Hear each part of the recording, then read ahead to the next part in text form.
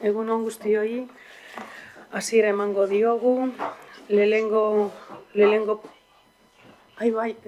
Xavier falta. Minuto bat.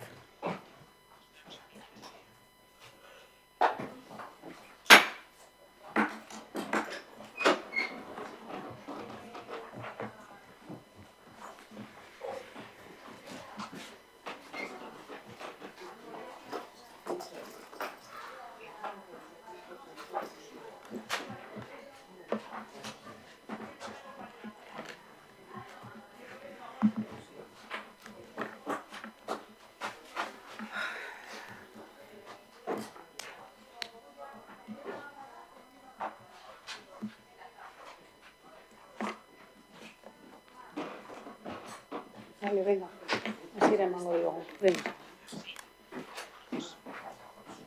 Orain bai, hasiera emango diogu. Lehengo puntua, 2025ko urrian 33an egindako aurreko bilerak eta onesteko proposamena horrela badagokio, norbaitek hitza hartu nahi du? Ez? Orduan aho batez. Bigarrena, arloaren informazio orokorra. Mesedez, Saloa zurea da hitza. Administrazioarako euskera plana estrategikoaren aurkezpena. Eskerrik asko, Eguren Andrea, egun ondan hori. Bidali dugu emailez plan guztia orokorra eta gaur nahi duguna egin da, bidali dugun guztiaren laburpentzoa. Horretarako Jabita josidokagu eta Jabiokiko dugu azalpenak emoteko, baina sartu baino aurretik euskeraren planera, euskera plana barnekoa da, ez da kanpoko plan bat, ez da herriarentzako plan bat, udaleko langileentzako, beraz, guretzako plan bat da, bai badeko zerikusia herritarrerantza, azkenen herritarreri begira itzen dugu lan, baina oso garrantzitsua da momentu honetan pasatzen ari diren gauzekin, ez da, azkenean, azken asteotan ikusi dugu, zenbat ope behin-behinan gelditu direla, epaitegi batzu gehiagizkotzat jotzen dabelako euskararen ezagutza eskatzen den lanpostuen portzentaia, eta argi eta ozen esan nahi dugu udal honetako gobernuko zinegotzi bezala EAJ moduen ez gaudela batere ados. Eta hau eta gaur akostuko dugune da gure erramintatariko bat oneri aurre egiteko. Ez da eztabaida juridiko utze, honek zuzenean jotzen dozku azkenean euskararen bihotzari herritarren eskubidei, euskaldunon eskubidei, eta euskeraz bizi eta lan egin nahi dugun ontzat, ez da ez momentu ona. Hizkuntzak pertsonen artean komunikatzeko bide bat da, ez da holan eta lan erabiltzeko. Jendearekin hitz egiteko eta komunikatzeko behar duguna, bai herrialde ezberdineko jentekin bestelako hizkuntzak erabiltzen dugun moduen, euskara gure hizkuntza da. Eta hori galtzen badugu, euskaldunak galtzen dugu gure hizkuntza. Nire ama hizkuntza, zuen ama hizkuntza, gure ama hizkuntza zapaltzen dabe, ez da olako aktuak. Niretzeko hizkuntza zapaltzen da, kasu honetan, eta zuen batzuen hizkuntza be, edo familia hizkuntza, ez da, orduen, ohiturak aldatzeko, edo ohiturak aldatzera eramaten dozku olako aktuak, eta hori ez gaude bat ere ados. Bestalde, esan beharra dago, arduratzuek be izen behar garela. Eta badakigu, udalak badituera berehala bete behar diren lanpostuek, atzean herritarrei zerbitzuek emoteko funtseskoa dela, eta horregatik hartun dugu zen erabakizek, hori oreka bat sortu behar da, ez da horretan. Euskera plana horretarako ere hor egongo da laguntzeko. Benetan jauzi kualitatiboa amon nahi dugu plan honegaz, euskera plana barriekin.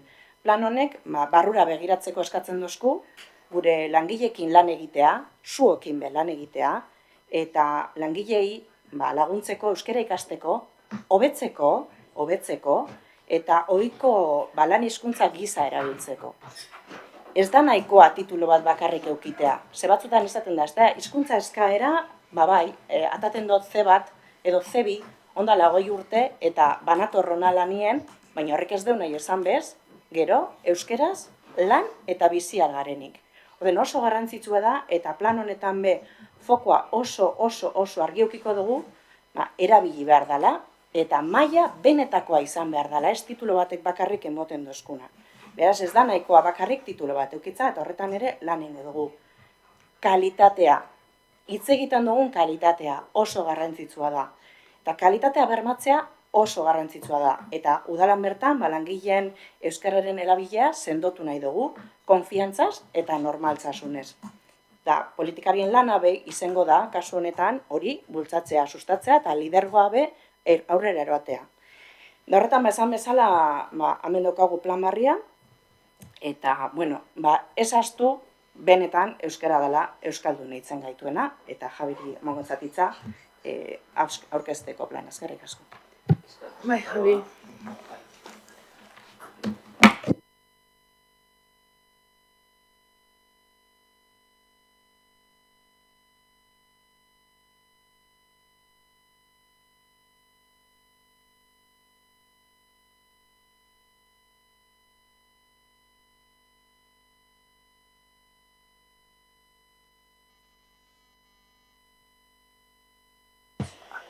Bai, esandakoa Euskara Plan Estrategikoa da 2025-2030erako, urriaren 27ko gobernu batzak onartu zuen, eta Saluak esan duen moduan, kasu honetan udal barruan gabiltzan langile eta arduradun politikoi eragiten digu neurri handi bat. Plan honen lege oinarria 2019ko toki erakundeen legean dekretuan dago, eta gero 2024ko otsailean onartu zen Euskal Sektore Publikoaren euskararen erabilera normalizatzeko dekretuan. Ez da legedi bakarra, euskarak badauka lege asko dauka bera arautzeko, baina hauek dira azkenengoak eta hauek dira apur bat euskara plan estrategikoa gidatzen dutenak. Honetan oinarritu gara beste lan guztia egiteko. Udal planak, plan honek behartzen gaitu momentu honetan, dekretuaren beharra da momentu honetan plan estrategikoa onartzera eta kudeak eta plana onartzera. Plan estrategikoa 5 urtekoa da eta kudeak eta planak egiten duena da plan estrategiko hori zati bitan banatu. 2025-27 eta horrengo izango da 28-30. Nolabait tarteko neurketa bat egiteko. Eta gero behartuta gaude baita be, udalaren hizkuntza ofizialen erabilerarako irizpideak onartzea. Hori oraindik egin bari dago, eztabaida fasean dago, baina laster egitea espero da. Eta gero, hemetik udal administraziotik kanpo, Aroa izeneko getxora begirako plan orokor bat ere eztabaidatzeko prozesua zabalduko dugu laster. Udal planaren egitura Jaurlaritzak proposatutakoa da, kemen deitzen da metodologia hau, eta kemenek oinarrian ditu atalgi, kudeaketa eta erabilera. Gure euskara plana, administrazioko euskara plana, eta gurea bezala beste administrazio guztietakoa, kemen metodologia jarraituta egingo da. Ardatz bi horietan, alde batetik kudeaketa eta bestetik erabilera. Metodologia honek eskatzen dau aldez aurretik diagnostiko bat egitea. Udalaren administrazioa zein egoeratan dagoen neurtzeko azterketa bat egitea. Guk diagnosia hau egin dugu alde batetik langilei galdetegi bat pasatuz, udaleko langileen 10% gutxi gora bera pasatu zaie Jaurlaritza proposatutako galdetegia. Gero guk euskara zerbitzu moduan egin dugu balorazioa, zein egoeratan dagoen gaur egun euskara getxoko udal administrazioan, eta gero beste alde batetik aurreko planaren betetze mailatik ataratako azterketa kualitatibo bat ere badugu. Diagnostiko guzti hau laburtu aldugu puntu batzuetan edo. Alde batetik, eragin beharra dagoela ikusten da kudeaketa orokorrean eta hizkuntza irizpideen lanketan. Dekretu honek, orain indarrean jartzen den dekretu honek, azpimarratzen du lidergoaren inportantzia. Eta guk ikusten dugu lidergo hori ondo eramaten dela irudian eta argitalpenean eta beste gauza batzuetan, baina badituela hobetu beharko gauza batzuk.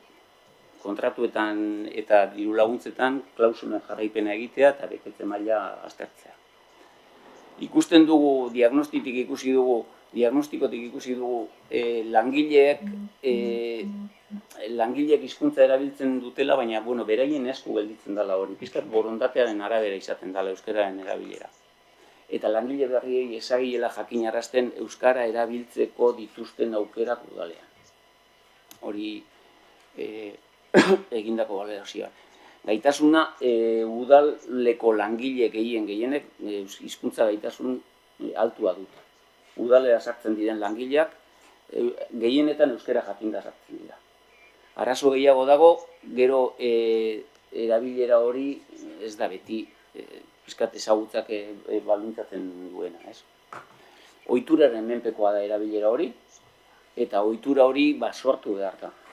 Planeko neurri askotazko ohitura hori moldatzera, aldatzera edo behintzat egokitzera bideratuta egongo dira. Kontratuetan eta ikusten dugu hizkuntza klausulak sartzen direla, euskara gutxienez zerbitzu hizkuntza moduan bermatzeko klausulak eta ezarrita daudela, baina gero horren jarraipenak eta ez da beti zehatza izaten horren jarraipena, ez da sakontzen horretan. Bestetik ikusten dugu euskararen irudia zerbitzu hizkuntza moduan ondo zaintzen dela udalean. Hori barneratuta dago eta errespetatzen den gauza bat da. Herritarrak udalera datozenean euskara eskaintzen zaie, baina esango nuke modu pasibo baten. Administrazioari euskara egiten bazaio, administrazioak erantzuten du, baina ez dago jarrera proaktibo bat. Ez dago udalak berak ez du esaten nirekin euskaraz egin aldozu. Hori ez dago behintzat barneratuta, ez dugu lortzen hori komunikatzea. Barruan sentsazioa da euskara nahiko entzuten dela. Behintzat hori da langileek eurek egiten duten balorazio. Nahiko entzuten dela. Hala ere ikusten da euskara erabiltzeko prest egongo litzateken jente gehiago dagoela. Eta ohiturak edo inguruak edo ez duela beti ahalbidetzen hori. Lan bileretako euskararen erabilera nahiko bajua da. Partaideen menpe dago, partaide guztiek jakin behar dute euskara bilera baten erabilia izateko, eta gero gaiaren konplexutasunape asko markatzen dago euskara erabili edo ez erabili horretan. Idatzizko lan hizkuntza nagusia gaztelera da, eta euskarazko bertsioa beti lortzen da itzulpenarekin. Gero eta gehiago itzultzaile neuronala erabilita. Hala ere, itzultzaile neuronalak berak badakaz arrisku batzuk, eta da zuzentasuna eta zuzendu behar den kontu bat. Kalitate galera bat egoten da askotan. Kanpo harremanetan, kanpoko erakunde publikoekin erabiltzen den hizkuntza nagusia gaztelania da. Prestakuntzan ia ez dago euskarazko formakuntzarik, IBAPek eskaintzen ditu, baina gero eta gutxiago izaten dira, eta ez dira oso espezifikoak izaten gainera. Baliabide informatikoei dagokionez, baliabide informatikoak gaur egun ditugun, erabilgarri ditugun aplikazio gehienak edo guztiak bi hizkuntzatan daude, baina euskararen erabilgarritasuna eta kalitatea ez da beti ziurtatuta egoten. Egin behar dugu salto bat. Eta gero plan honek bakarren beste nobedade bat da, sortze hizkuntza izatera begirako neurriak ere txertatu behar direla.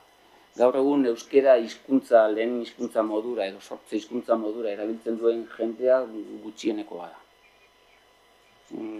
Helburua izango litzateke pizkatu hor gora egitea.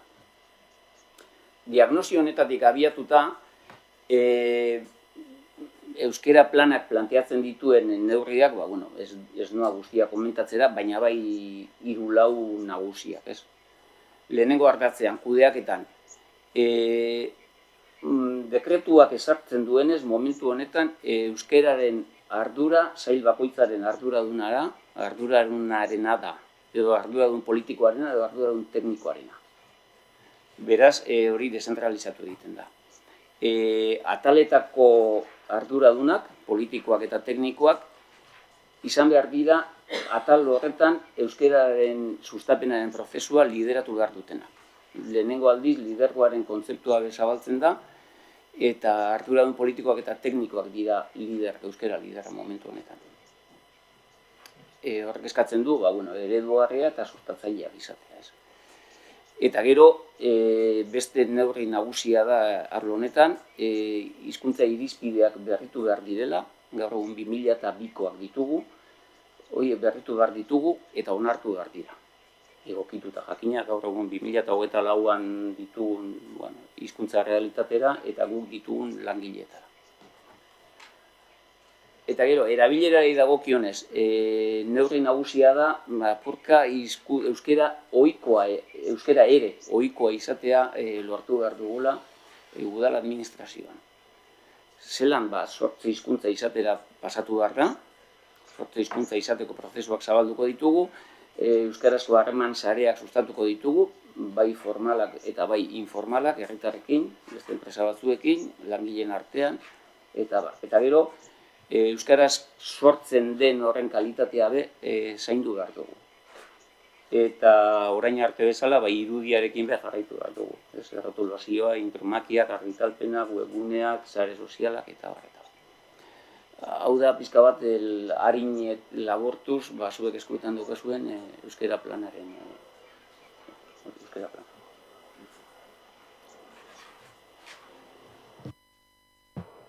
Bai, eskerrik asko, Javi. Nik zalantza bat dut. Okerraz banago esan duzue.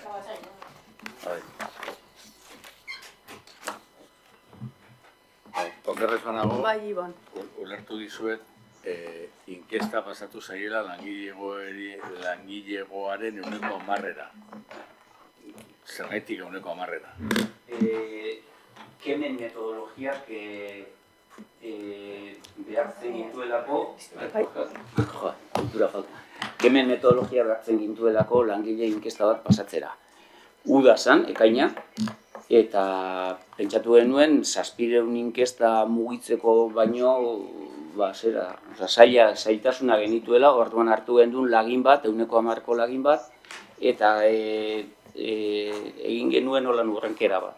Jente aurrekoak honen beste, gizarte izaerakoak beste honen beste, eta atal berezietakoak gutxiago. Eta holan egin genuen.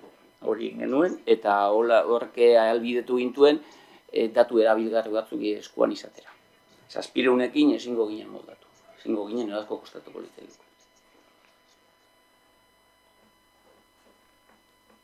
Beste norbaitek? Bai, Xavier. Sí.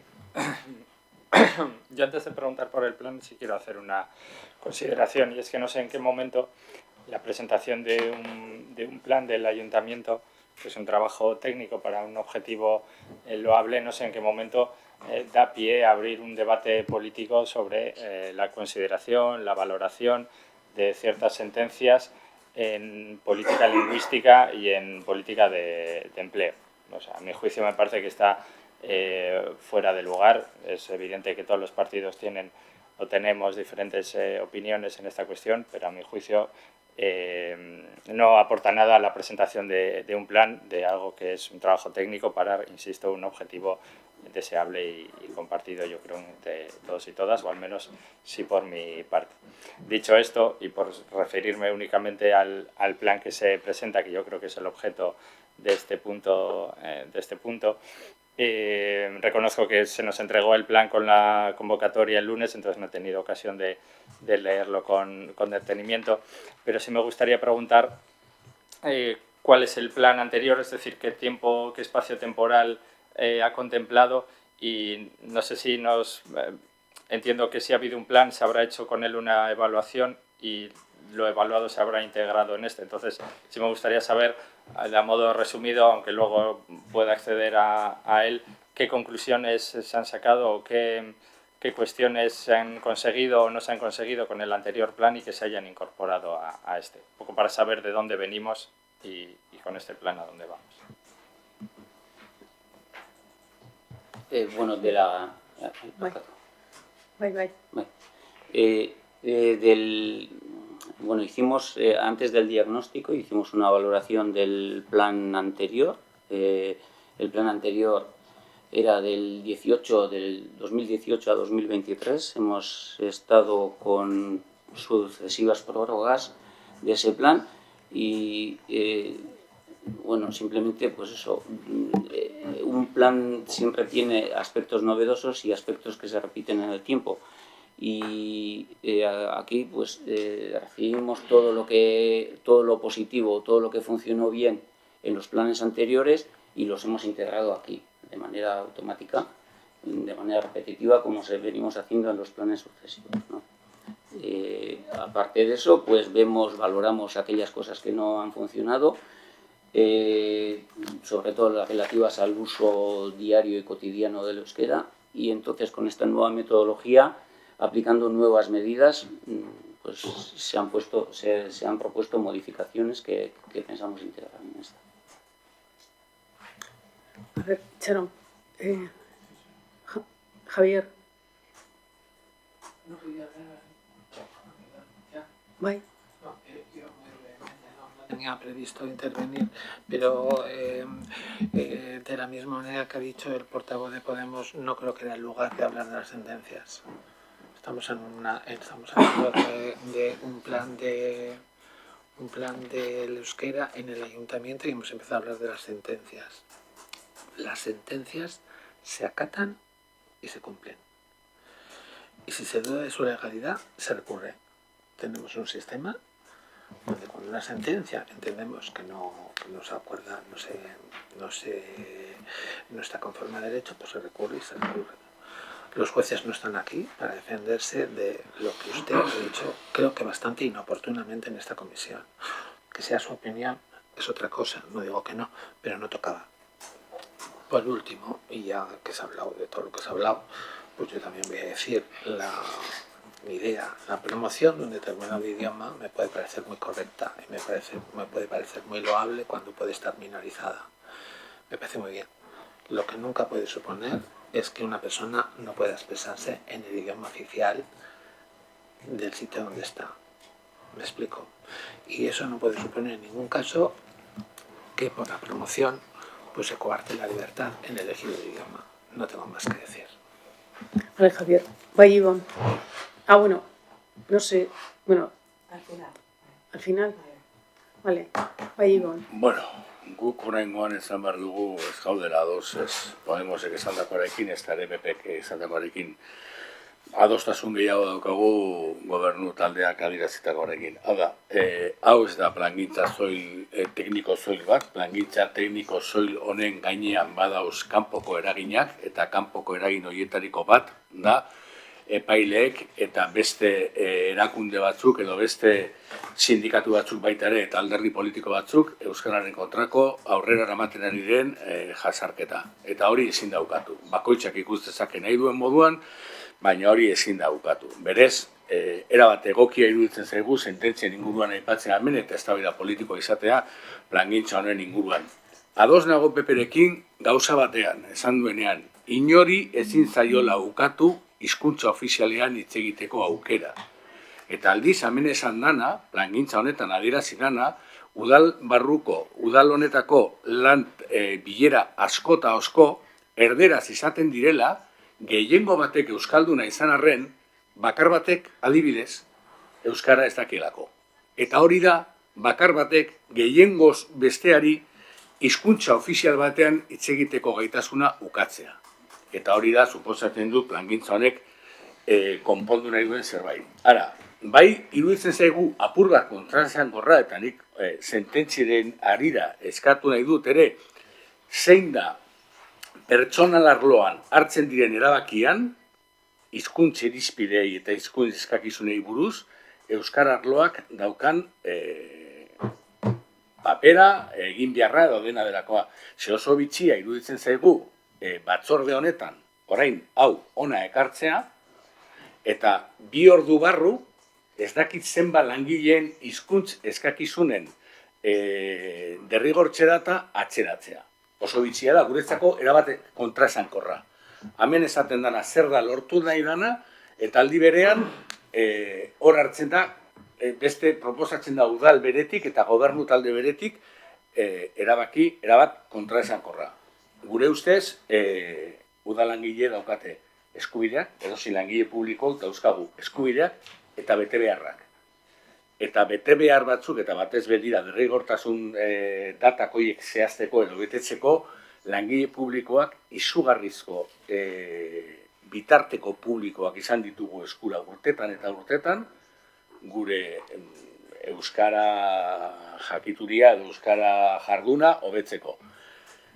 Beraz, plangintzarekin hobeto irakurriko dugu, ados gaude, erabat pentsatzen dugu tekniko bezala soilik ez dela aurkeztu behar horren inguruko presio politiko izugarria dozelako une honetan, eta eragina hori ikusten da adibidez, gero pertsonal arloan planteatzen den erabakia. Gure ustez erabaki hori plangintza honen kontrakoa da. Orduan, bai galdetzen duguna da, honekin lotura daukalako, batez be, udalaren barne hizkuntzaren erabilera zein da lortu nahi dena, eta sortze hizkuntzen nahi baldin badu lortu, edo lan hizkuntzan nahi baldin badugu bihurtu, zein da euskara arloaren papera horrelako erabakiak proposatzen direnean. Ondoren etorriko diren erabakiak proposatzen direnean. Eta ez da lehenengo aldia proposatzen dela horrelako erabakia. Bai, Saloa. Eskerrik asko. Bueno, bai Benito jaunari eta bai Elorza jaunari erantzuteko, hau ez da mai tekniko bat, hau mai politiko bat da, eta beraz, hau da lekua esateko pentsatzen dugune. Gehien bat, plan honek eragina dekolako, bereziki lanpostu horretan. Lanpostuak, legeak ez badozkun, jurisprudentziak hobeto esan da, ez badozkun izten, eta ateak itziko badozkun, itzien ez etzean badeko zerramintek, hori espazetako. Eta ahal dugun neurri zen, eta ahalik eta bultzamen handizen amongotzegu, sartzen diren langileak ez badaukate titulorik, ahalik eta euskera hizkuntza maila hoberena izateko. Eta hori, plangintza honekin lotuta dau. Eta hau ez da mai tekniko bat. Horretarako, mai tekniko bat sortu naldugu eta plangintzari buruz berbain eta zelako irizpideri berbain. Baina, desde logo, hemen da lekue esateko zer pentsetan dugun. Eta honekin lotura dau. Azken batian, pertsona barriak datozenak titulo bategaz edo tituloa ez izateak ez deun nahi esan ez jakitea, eta hori batzutan indugu berba, zelan etortzen direnak askotan badeko jelaganera euskara maila, bai, hori benetan, suertea izatea da, bai, gero engo dugu berba antolakuntzan oneri buruz, baina guk eskuek bitzartean dekogunegaz, ipintzen dugun data hori ahalik eta harinen betetza izango da gure lana. Eta zergatik ipintzen da hori da zergatik aldaketa hori, ze bestela arriskuen jartzen dugu prozesu guztize. Eta azkenean, jendea behar dugu, jendea egon behar da, lanpostu oso sentziblea dauz, eta oreka bat behar dugu. Noski ez gauzela ados pasetan dagoenagaz, eta horregatik esaten dut, eta barriro errepikatzen dut mai honetan. Ez gauza ados pasetan diren sententziakin. Eta hau da alekua esateko bebai. Ze hemen politika itzen gatoz, ez alde teknikoa, ez irizpideak sortzeko. Politika itzen gazut, eta gure zuek beste arlo batzutan esaten dozu ezen zuen argudioak eta zuen interesak eta hemen esaten dozu ez, neupe esaten dutez, eta horregatik esan dut. Eta ganera momentue dalako. Eta esan dozuna, Elorza jauna, un idioma minoritario. Ez que ez da idioma minoritario, ez que nire hizkuntza da. Nire ama hizkuntza da. Minorizado, bai. Baina nire hizkuntza da, ez da bakarrik hizkuntza minorizatu bat dalako. Bai. Bai, baina nire hizkuntza da. Eta nik, bebai, badekot nire deretzoa hitz egiteko lanarloan, familian, kalean edo dozinetan. Eta zelan ez udaletxe honetan lan eitzeko eta bizitzeko euskeraz. Beraz, hau da, lekua esateko eta plan hau barrurantza begira, gero etorriko da ganera kanporantza begire be. Ze, kanporantza begire be lan asko dabitzeko herri honetan. Baina gitzienez udaletxe honetan, nahi dugu bultzatu arlo honetatik. Eta holan esan behar direz gauzak. Eskerrik asko. Bai, Javier. Creo que vamos a dejar en que se me ha entendido mal. Yo he dicho, he querido decir, que no me parece mal que un idioma que socialmente o antropológicamente en Guecho es minorizado, es la realidad que es un idioma minorizado frente al castellano y frente a otras realidades sociales de otros pueblos en donde efectivamente el castellano será el minorizado, que no me parece mal que se promocione y se potencie. Frente a esa realidad, que creo que es así, igual estoy equivocado, he pedido el respeto a que cada uno pueda expresarse en el idioma oficial que quiera. Y ahí entra su disposición y su interés en poderse expresar en el idioma euskera que usted quiere expresarse. No se lo he negado, ni muchísimo menos. Solamente he querido hacer una pequeña exposición de que en hecho, por ejemplo, frente a Moroto, el euskera no tiene la misma vigencia. Me explico, no he dicho ni que sea mejor ni que sea peor, que usted tenga más derechos o menos derechos. Tiene los mismos derechos. Y que me parece muy bien que se potencie. Y frente a esa potenciación, lo que sí he dicho también es que quiero que se debe respetar la libertad de las personas a dirigirse o hablar el idioma que prefiera. Bien, eso es lo que he intentado. Y por último, si me gustaría, en este plan, que al no saber euskera tampoco puedo dar una opinión muy técnica sobre este tema, que lo que tenemos que tener en cuenta es la realidad social de nuestro municipio, que se podrá querer cambiar, no digo que no, pero la realidad social que tenemos respecto a la lengua es la que es. A partir de ahí, pues podemos quererlo cambiar o no quererlo cambiar. Eso ya depende de los actores a los que corresponden. Y no tengo nada más que decir, ni mucho menos. De todas maneras, sí me gustaría hacer constar que los idiomas están para comunicarnos, que cuando el idioma, el que sea, no permite la comunicación, deja de tener vigencia. Gracias. Bai, Ibon. Vale, y que hasieratik hasita, eta hau erderaz esango dut. La realidad no es la que es, la realidad es la que se ha creado. Y el idioma está minorizado porque alguien lo ha minorizado. Beraz, horren aurrean gauzak egin behar dira, eta horretan datzan egoera diglosikoetan hartu beharreko neurri positiboak eta abar luze bat. Horretaz aparte, atzo bertan izan genuen eredu bat, udal honen jardunean. Atzo bertan izan genuen bilera bat, udaletxe honetan, edo udal honek antolatutako eztabaida marko batean, eta bilera hori erdera hutsean izan zen. Bilera horretako partaide guztiak euskaldunak ez zirelako, eta bilera horretarako etxegolako itzulpengintza zerbitzua. Eta hori da, udal honetan atzo gertatu zana. Eta horretan egon ginen, hemen gaudenon artean, gu hirurok egon ginen bilera horretan. Hori da, zentzu horretan, batzuk aukera izan zuten, nahi izan zuten hizkuntzan adierazteko, beste batzuk ordea ez genuen izan aukera hori. Ez zeudelako ez bitarteko teknikorik, eta gurekin zeudenak ez zirelako euskaldunak. Gero bestetik, nik uste bereizi behar diela gauza egoera pare bat. Eta bata da, kanpotik udalarekin harremanak etortzen den pertsonarekin zenolako hizkuntzan hartatu behar dugu, eta hori pertsona berak aukeratzen hizkuntza hori, eta udalak hizkuntza aukerak eta hori errespetatzeko beharrean dago. Eta beste kontua da, nola lortzen dugun udala euskalduntzea, ze udala euskalduntzeko soilik dago bide bat zerbitzua era elebidunean emateko. Eta da, udala erabat euskalduna izatea, erabatu elebiduna izatea. Ze herritarrak ez dato soilik lehiatiletara, herritarrak beste hainbat arlotan ere mugitzen dira. Gaur bertan, aurreko batzordean hitz egin dugu ere baita ere teknikari batek eta teknikari euskaldun batek herritarrak elebidunez idatzi da udalari eta teknikariak erdera hutsean idatzi dio. Gauza horiek aldatu behar dira. Eta bukatzeko, eta gero sartuko gara eztabaidetan. Erderaz esaten den bezala, langilego kontuetan estáis poniendo la venda antes de la herida. Lanpostu horietan ez da egon inolako sententziarik. Eta sententzia hori aterako balitz eta ateratzeko epe horretan baldin badauz, jaurlaritzan ere badauz mugimendu batzuk egoera hori aldatu ahal izateko.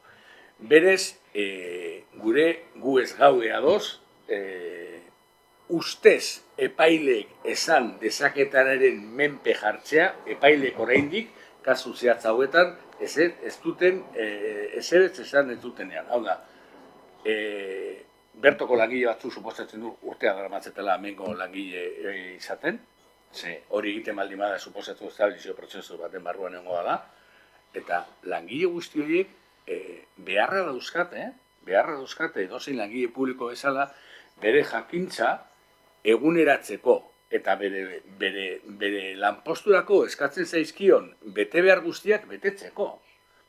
Inork luke esango, ez, hemen hau egiteko ingenieria izan behar zara, baina, bueno, gaur ez bazara izan zaitez ingenieria 5 urte barru. Ez, gauza hori ez da gertatzen. Zu, lanpostu baterako behar bat zildin bazara legelaria izan behar zara legelaria momentu horretan, ez 5 urte barru. Eta hori da orain egiten ari garen. Orduan guk jokabideekin ez gaude ados. Esto de poner la venda antes de la herida. Ez du uste. Bai, Xavier, azken txanda, Sí, va a ser la última. Evidentemente la comisión es un espacio político para hablar de temas políticos, pero para eso se puede introducir un punto que sea valoración de las sentencias y luego tenemos otro punto que sea presentación del plan y así hacemos las dos cosas en vez de mezclarlas. Claro, usted se refiere al euskera de una manera muy personal, su idioma, y eso es totalmente respetable. Usted tiene el envidiable, reconozco el envidiable conocimiento y capacidad de ser bilingüe, que no todas las personas de este municipio o de Euskadi lo tienen, pero eso no da patente para hablar o calificar las políticas de promoción del uso del euskera. Yo eso no es algo que me guste decir aquí, pero sí quiero dejarlo claro. Las sentencias se refieren al incumplimiento del índice de referencia. Un índice de referencia que está marcado en los decretos que vosotros mismos aprobasteis. Y es un decreto que hasta hace bien poco contaba con bastante consenso político. Cada uno sabrá por qué ese consenso político se está queriendo romper ahora y al final se produce situaciones como esta.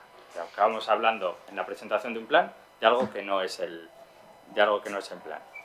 Vuelvo a hablar sobre el plan. Se ha dicho que las sentencias afectan al plan.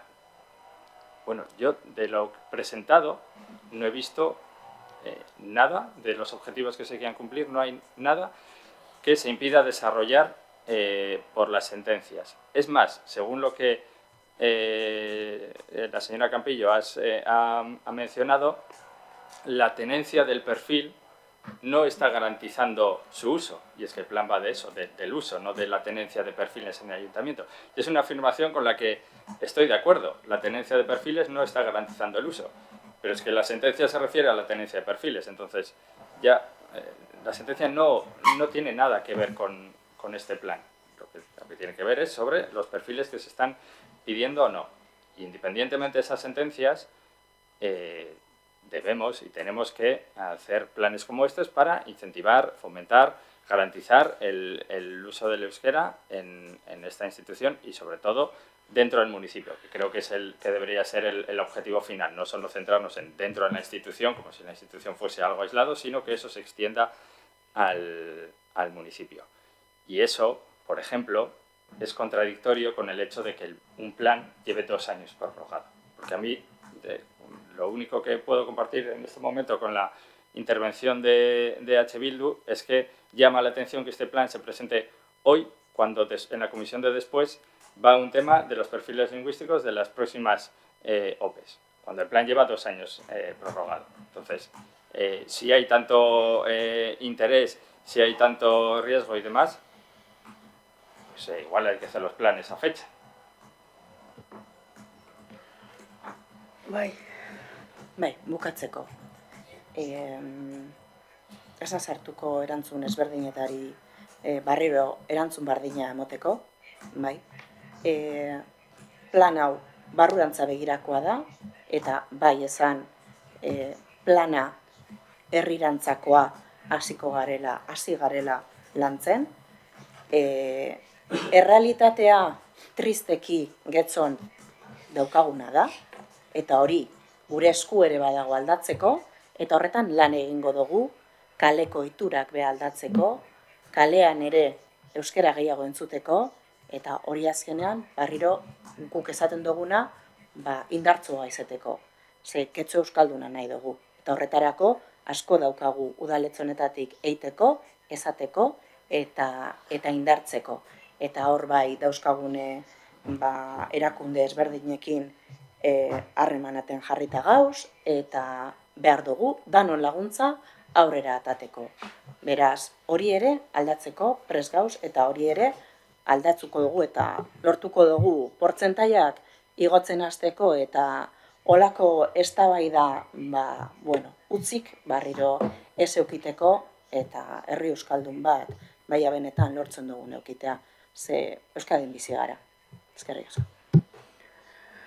Bale, orduan, urrengoa. Bale, eskerrik asko, Bai.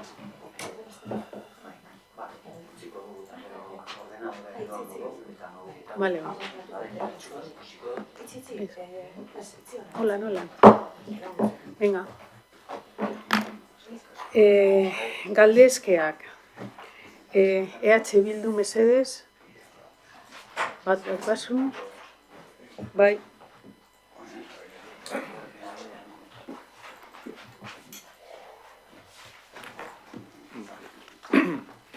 Bi 2008ko urtarrilean hasi eta ekainean amaitu zen emakumeen txokoaren erabilera zehazteko parte hartze prozesua.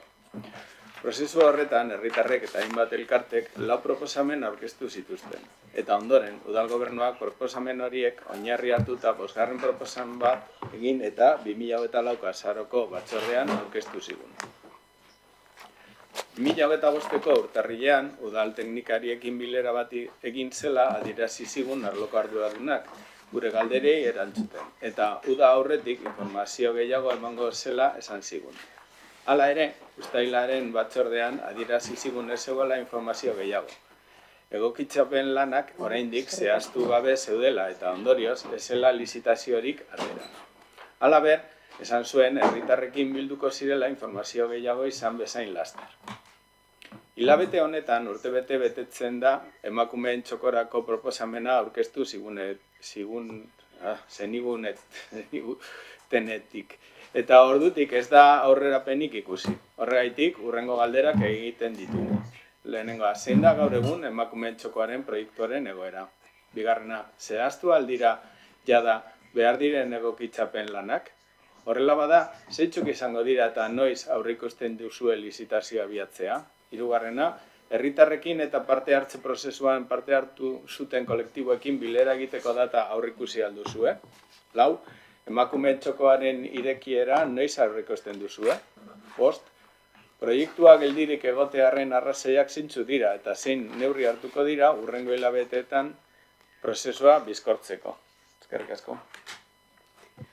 Bai, Gorka. Bai, eskerrik asko, presidenta. Eskerrik asko galderagatik. Aipatu dozuen bezala, galderaren enuntziatuan. Aurreko batzordean aipatu nizuen eta aurreko batzordeetan bebai. Guk parte hartzeari dagokionez eta prozesu honi dagokionez konpromisoa daukagula parte hartzaileekin eta bai ere talde politikoekin informazioa konpartitzeko behin obraren epeak eta proiektuaren zehaztasunak dakizkigunean. Beraz, oraindik ez daukagu informazio hori eta bilera parte hartzaileekin gehiago aurreratu ahal izango diegunean, izango dugu bilera, izango dugu data eta izango dizuegu noiz eta nola eta zertan jarduko dugun. Baina hori, infografia bat eta proiektuaren zehaztasunak eta zer aurkeztu ahal izan barik, oraindik ez dugu bilara hori izango eta beraz, oraindik ezin dizuegu gehiago aurreratu. bueno, bai esatea bestalde, oraindik proiektua berez ez dagoela geldirik. Une honetan eraikinari dagokionez eta bere etorkizuneko funtzionamenduari dagokionez, bai aurreratzen dizuedala daukagula asmoa eraikineko sarrera automatizatua izateko, izan ere asmoa ez da eraikina uneoro zabalik egotea, hori auzotarrekin izan genuen azken bileran atera zen kontu bat izan zen eta horrela lotu ginen. Eta orain, momentu honetan gaude, sarrera automatizatu hori kudeatzeko moduren bat bilatzen. Bai koderen batekin, era remotoan, udala eraikinaren menpe egonik, izateko nolabaiteko kontrol bat, baina bai, erabiltzaileek autonomia erabili ahal izan dezaten, eta baita, erabiltzaileek eta elkarteek erabiliko duten, edo erabili ahal duten elkarteek, autonomia erabili dezaten. Beraz, dakigunean sarrera irteerak zelan kudeatuko ditugun eta abar, erabakiko dugu udalaren zeharlotik kudeatuko dugun eraikinak, eta hortik aurrera jarriko ditugu martxan hurrengo prozesu guztiak. Berriro diot, oraindik ezin dudala eperik aipatu, bere egunean aipatu nizuen udarena eta nire ezjakintasunagatik izan zen, baina hemendik aurrera nahiago dut eperik ez aurreratu eta epeak zehatzago dakizkidanean esan eta esan bezala ez bakarrik parte hartzaileekin, baita talde politikoekin konpartituta. Eskerrik asko. Bai, Eleder. Uste dut ez duzula erantzunik eman. Zein da gaur egungo proiektuaren egoera? Zer zaudie egiten edo zer ez zaudete egiten, zertara zaudete itxaroten, norbait egon dago lanean, zerbait egiten ari dira, gaude denok itxaroten, bata bestea beri begira, eta horrela galdera guztiekin. Hitz egiten diguzu sarreraren automatizazioari buruz, oso ondo, baina eta beste guztia, ez dago martxan, ematen du, edo ez dizutela informaziorik igarotzen, edo ez dagoela ezer egiten inor. Nik uste dut, nik uste dut erantzun dizudala. Momentu honetan gaude sarrera irteera den kontuan, uste dudalako hori etorkizuneko kudeaketarako dela arlo garrantzitsu bat.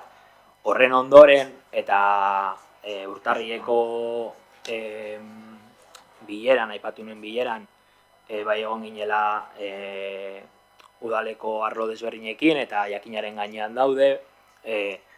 Beraz, behin hau zehazten dugunean, nik uste dut oinarria izango dugula kudeaketarekin jarraitzeko, egiteko proiektua, zeharlotik kudeatuko dugun eraikina eta proiektua egiteko, baina geldirik ez gaude zehazten eraikinaren sarrera nondik, zelan kudeatuko dugun. Hori daukagunean jarraituko dugu beste guztiarekin. Harridura handiarekin, ez dut ulertzen nola, erabakitzea sarrera automatizatzearen kudeaketa horrek gelditzen arazten dauen beste guztia. Gauzak ezin dira egin paraleloan, horrek zer nolako oztopoak sortzen ditu proiektu baten garapenan, benetan, erantzuna berriro, ez toztazu erantzunei, galderei ezer esan. Galdetu dizkidazu, galdetu dizkidazu epeak eta nik esan dizut epeak oraindik ezin dizkizu dela eman. Orduan, dauzkadanean emango dizkizu. Da, uste dut, 3. aldia ekarri duzuela batzordera gaia, eta nik bermatzen dut, errepikatzen dut, epeak ditugunean emango dizkizuegula, baina hori orain eperik ez badaukat, ezin dizuet eperik emon. Ez dira eskatzen bakarrik epeak eta datak, baita zer zaudeten egiten eta Osea, ulertzen dut askotan planak direla eta ez direla betetzen, baina plan bat izan behar da. Datarik ez daudenean, gauzak ez dira egiten eta jarraitzen dugu berdin. Bueno, creo que ya ha quedado aclarada todas las posturas. Otra. Vai, venga, va. Javier. A ver, es que no sé qué decirles, porque me da como vergüenza. Esto es una tomadura de pelo. O sea, convocamos a una serie de personas de la ciudadanía y a algunos de los representantes electos que estamos aquí, que bueno, pues nosotros pues va en nuestro cargo al ir a estas cosas, pero es que estamos hablando de que en este asunto intervino gente particular implicada en el Puerto Viejo y vecinos de la zona, y les estamos diciendo que les hemos tenido ahí recogiendo ideas, que las ideas las vamos a fundir todas en una quinta idea y que de momento esa quinta idea pues que tampoco. Entonces, a ver, eso es una falta de respeto a nosotros y a las personas que han intervenido. O sea, no se puede tener una cosa así dormida, como la tienen dormida, porque claro, que me hable de que todo el problema es el problema de accesos, es que es una especie como de, pues no sé, es la disculpa más, no sé, de recorrido más corto que se puede buscar. Pero en definitiva es una tomadura de pelo. O sea, no se puede tratar a la gente que se ha esforzado en ir a un proceso de este tipo. No hagan esos procesos. No nos hagan participar de una cosa que luego ustedes, lo que hemos estado ahí y que hemos ido puntualmente el día que nos dijeron, ¡hala, ahí queda! ¿Qué valor tiene nuestra participación? La nuestra todavía. Pero la de los vecinos, cero patatero. Es que no se puede ser así, sinceramente. Esto, a ver, es una vez más lo que hemos denunciado muchas veces del equipo de gobierno. O sea, es un abandono total de sus responsabilidades. Antes en la Comisión de Urbanismo hemos oído pues que uno no ha tenido tiempo y que el otro tampoco tuvo tiempo y que no sé quién no pudo porque no me ha dado tiempo de verlo. ¿Cómo nos tratan ustedes? A nosotros todavía, pero a la ciudadanía.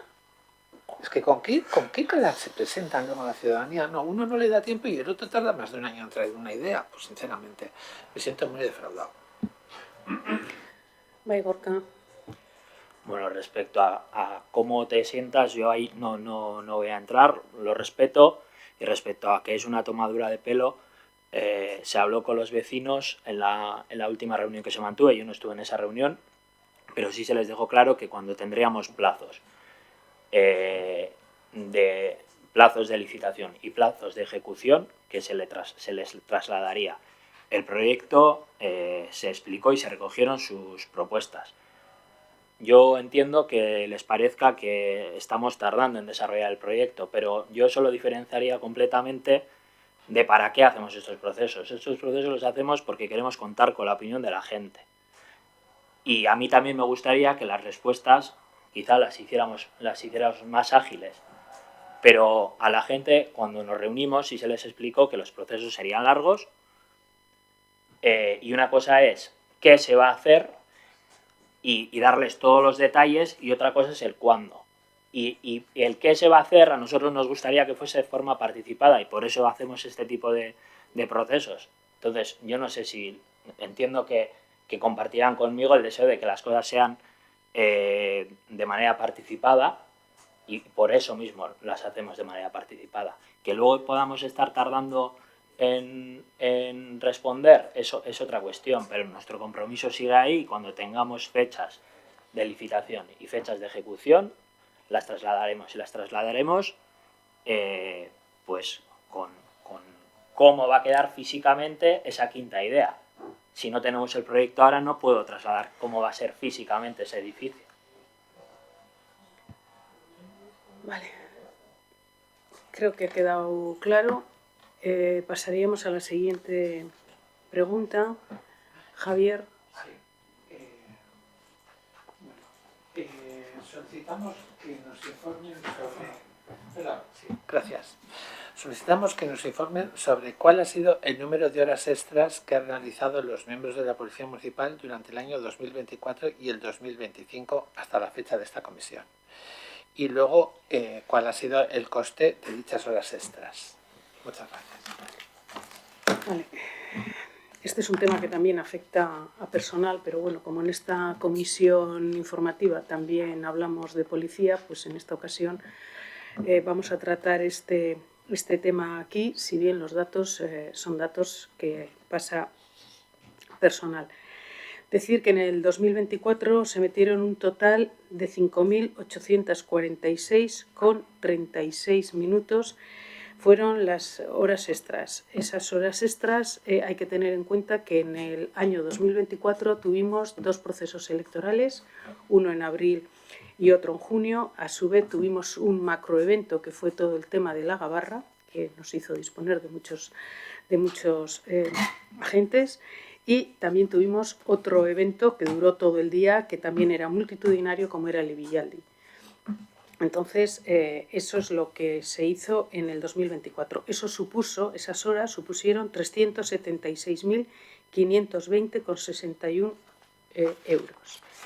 Y en el 2025 y hasta la fecha del fin de semana pasado, es decir, hasta el 14 de noviembre, incluido, las horas extras que se han metido han sido 4.252,27 y los euros han supuesto 269.182,91.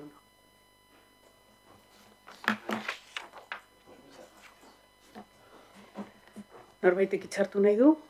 Ez, orduan, bai. Apuntetxo bat bakarrik, 2024an esan duzu hainbeste gauza bereziak egon zirela, 2025an egon dira halako gauzarik edo ez duzu...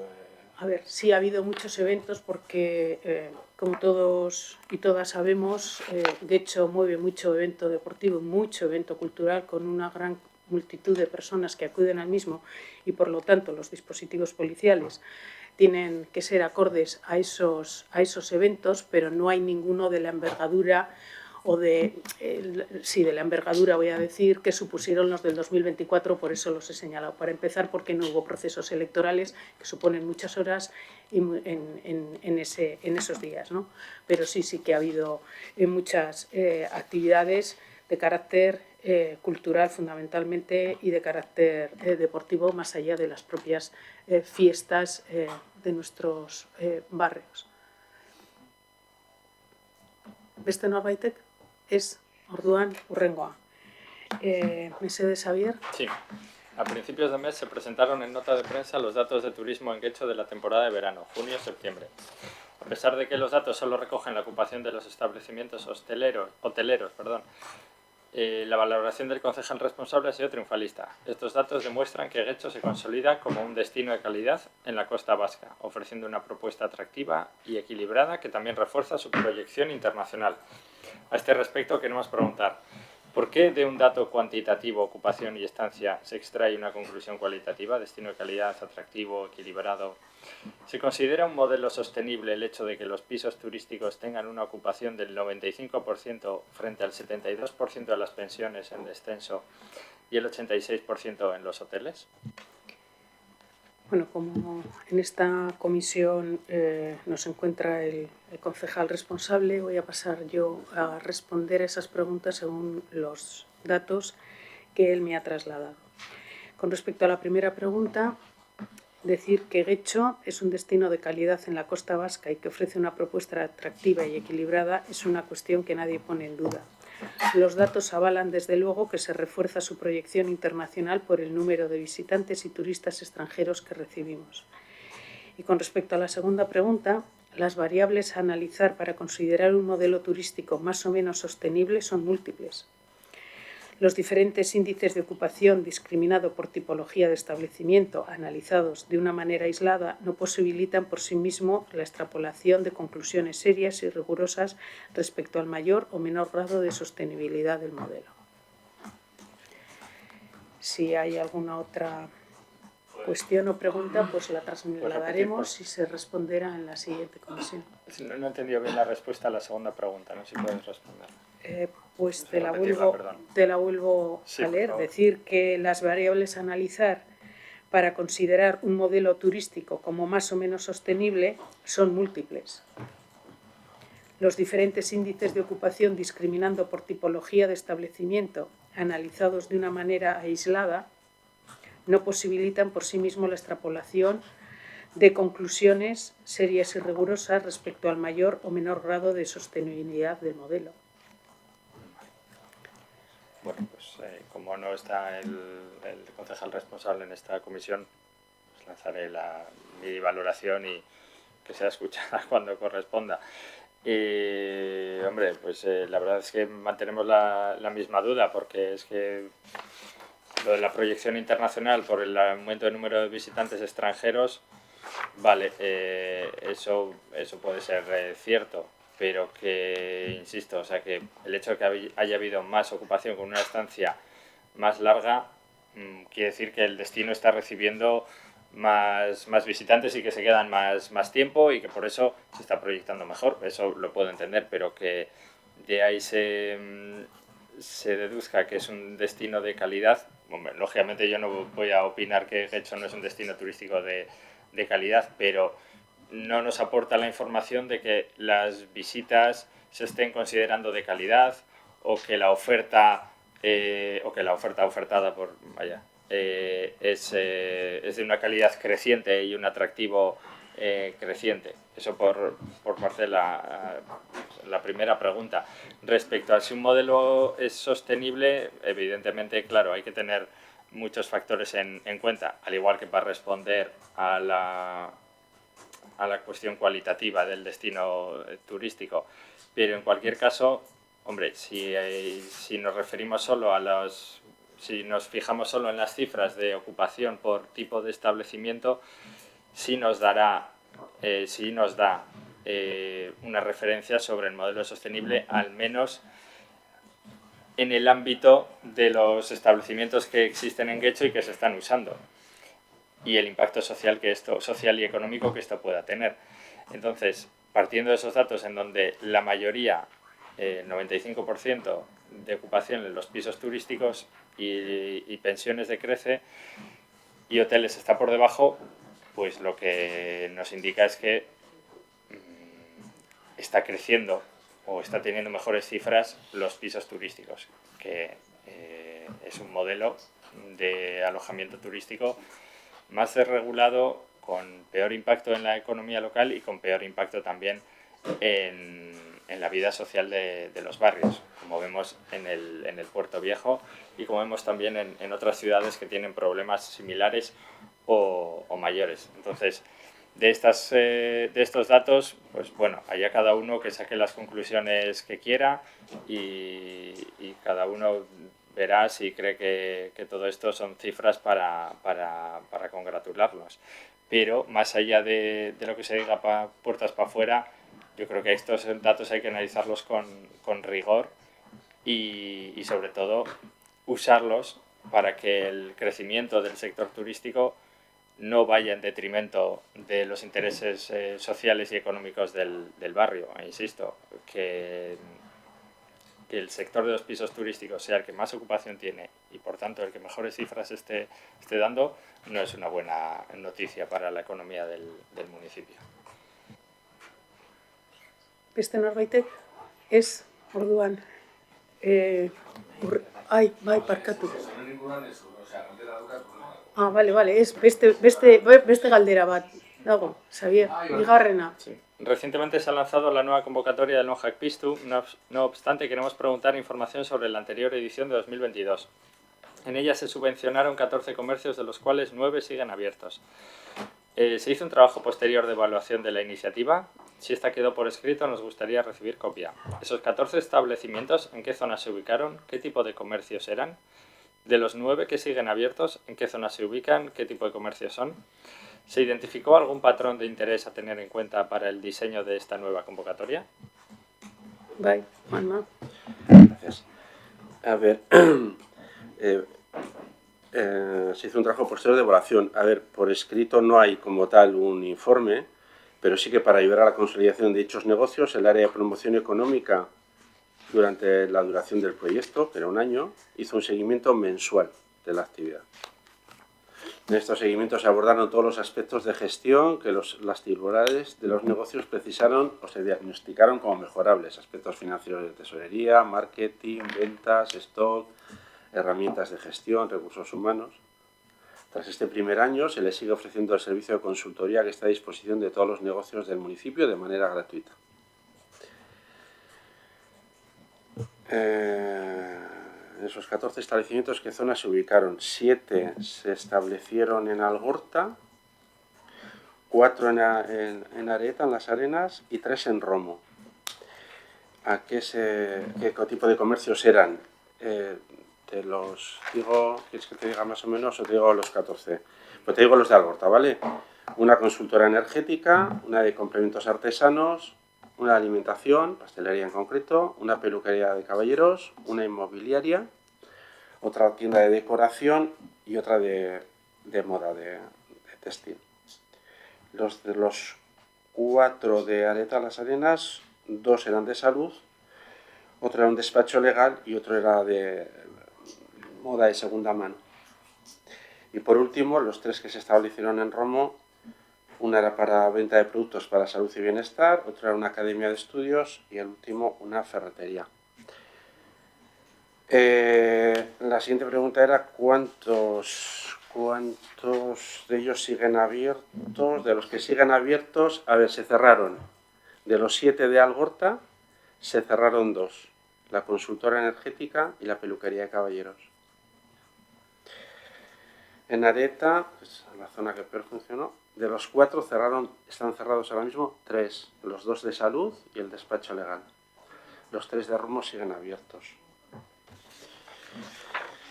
Y luego, si se identificó algún patrón de interés, están abiertos los 3, sí.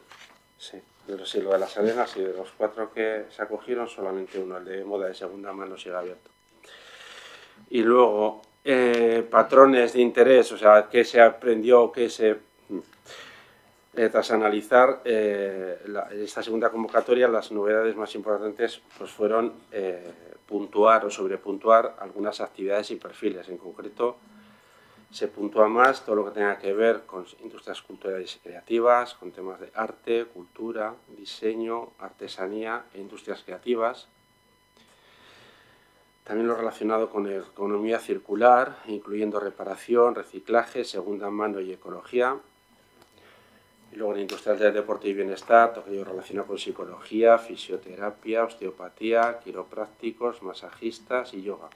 También con economía azul y tecnología, coworking y espacios multifuncionales. Y, por supuesto, ya lo comentamos cuando lo trajimos, se valorarán las iniciativas presentadas, están también sobrepuntuadas por mujeres y o jóvenes menores de 35 años. Si queréis, te paso, mañana te reenvío lo mismo que todo, para que tengas los comercios, que os los envío. Esta parte que has dicho se refería A la que se ha introducido como novedad en la convocatoria de este año, del 25. Como objetivos. Sí, como objetivos, sí. Que no estaban, digamos, recogidos o sobrepuntuados en la convocatoria del 22. Sí, te os lo paso a todos. Vale. Vale. No sé si... Javier, ¿Verdad? ¿quieres? No tengo nada que decir. Vale. Orduan, azken... Baina ninguno Bai. eta deialdian parte Mikro. Bai. Deialdian parte hartzen dutenek eta diru laguntza jasotzen dutenek eta gero ixten dutenek zein egoera geratzen dira, zer gertatzen da emaniko diru laguntzarekin eta...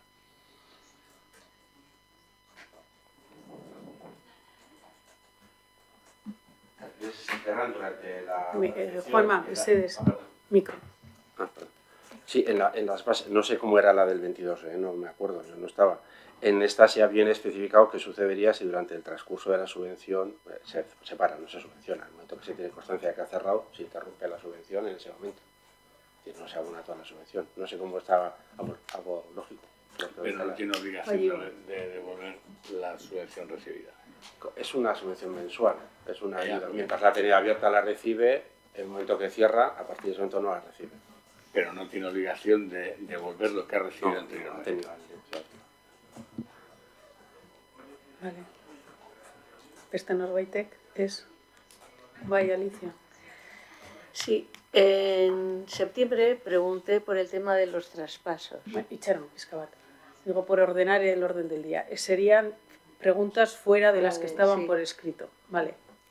Vaya, Que Alicia. en septiembre pregunté por el tema de los traspasos y se quedó en que me lo iban a mandar. No recibí nada. En octubre me dijeron que era muy interesante, pero bueno, será así, pero sigo sin recibir nada y no he hecho la pregunta por escrito pensando que me lo iban a dar y veo que tampoco. Creo que en la comisión del mes pasado sí que te comenté algo fuera en ruegos y preguntas de que me había pasado información sobre transmisión, la responsable técnica. Están ultimando todo lo que es el plan de transmisión, ultimando las medidas. En cuanto tengan, pasó datos, digamos, de todo el muestreo que se había hecho, con función de edades y una encuesta que se había pasado a todos esos posibles personas o negocios que se pudieran acoger a una transmisión para tenerlos más o menos controlados o monitorizados, pero lo comenté y cuando esté más, digamos, el plan ultimado lo traigo. No sé lo que tardará. Si este mes no ha sido, pues lo tomo nota y lo comentaré con el área para que cuanto antes poderlo traer a comisión. Sí, la pregunta no era cuántos eran susceptibles de ser traspasados, sino si alguno había solicitado la ayuda del ayuntamiento para hacer el traspaso. Eso era más. El ayuntamiento no tiene como tal una ayuda, lo que hacemos es derivar a los programas que tiene Diputación, informar, apoyar con los servicios, sí, pero en principio no. Si la pregunta es, ¿se ha colaborado activamente en alguna transmisión en este año 2025? A mí no me consta. A mí no me consta que se haya colaborado activamente. Ahora que se asesora al que acuda, sí, eso sí, no lo sé exactamente. Si tú lo que quieres son no cuánta gente, qué muestreo, sino con qué negocios se ha colaborado, se ha ayudado, pues lo comentaré en el área y lo traigo para la siguiente comisión. Bai, Ibon. Bueno, batetik galdera bat eta iradokizun bat. Galdera da, lehen lurraldeen bagerukan galdera bat zeinek esaten zuen haber Punta Begoña fundazioak eta Elabra Getxo Kirol Portuak elkarte anonimoek non eman behar zuten beraien jarduenaren berri, eta lurraldeen esan zegu hemen erantzungo zera galdera hori. Bueno, pues creo que hay algún error, no sé si a la hora de responder, porque evidentemente aquí no estaba previsto que se respondiera. En su caso creo que esa pregunta, no sé si la habéis planteado también en organización. Igual bai.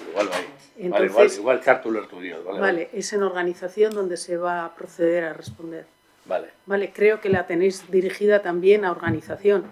Yo es lo que sabía, desde luego a esta comisión no habéis dirigido ninguna pregunta por escrito y sí en la de organización. izan daiteke. Vale. Eta iradokizuna da, nik ulertzen dut, batzordeen osaketa talde bakoitzak osatu zuenean bere momentuan, batzorde bakoitza zenolako esparruen inguruan ematen den informazioa eta zentzu horretan ere batzordekideek horren arabera eratu ziela.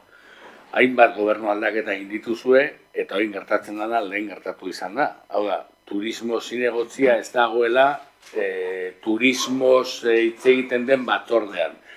Nik ez nuke eskatuko gobernu taldeak ointxe beren batzordekideen kokapen aldatzea, ez dut uste beharrezkoa denik, baina bai eskertzeko alitzateke hemen turismoz hitz egiten baldin bada, eta turismo aipatzen dut, ointxe teoriaz turismoz batzordeetan hitz egiten dela, eta turismo arduraduna ez dagoelako horretan, behin turismoz hitz egiten baldin bada, eta horrez aurretik baldin badakizue horren inguruan hitz egin behar baldin bada, turismo zinegotzia etorri berri izatea, horren berri egon bateko, ez azken finean, gertatzen dena da, galderak egin ditugu, kasu honetan Zabik egin ditu galdera, zuk ematen duzu erantzuna,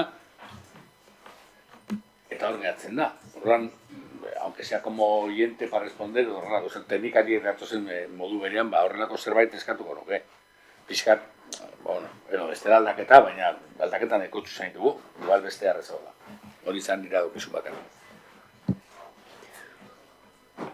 A ver, sí, somos conscientes que eso puede pasar, pero cuando constituimos las comisiones y buscamos que el grupo tiene que tener una representación paritaria a las personas que conformamos la corporación, ahí se asigna el número de personas que podemos venir de cada grupo político y evidentemente se revierte en unas comisiones sobre unos temas y sobre otros. En esta ocasión había 4 temas que habían surgido, ¿no? Entonces, en este caso había una presentación de euskera y está la concejala de euskera, que es la que ha respondido.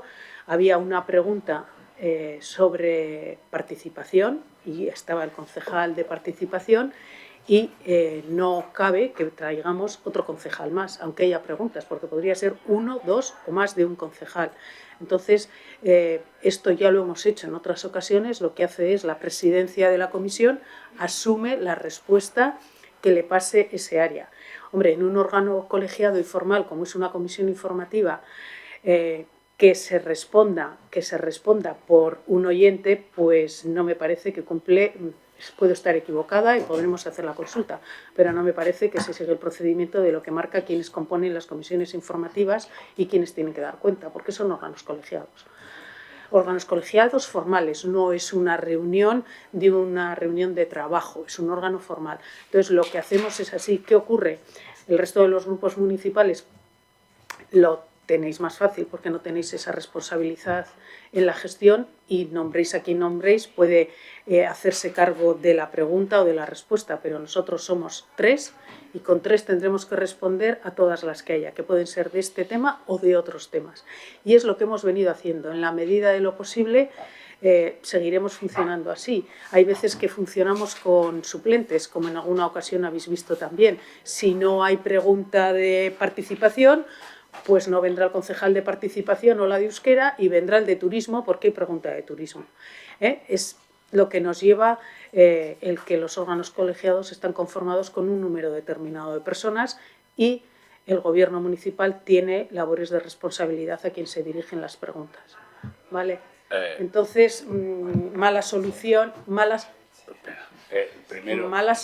le veo a que se pueda hacer el que venga un concejal que no tiene cabida formalmente, porque las comisiones están compuestas por un número determinado.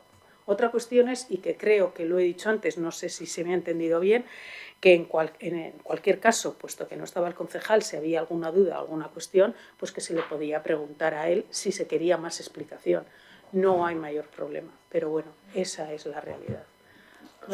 Suponer que la oposición lo tiene más fácil porque podemos ir todos a todo, también es pensar que la oposición no se organiza de formas determinadas, pero bueno, esto es otra cuestión.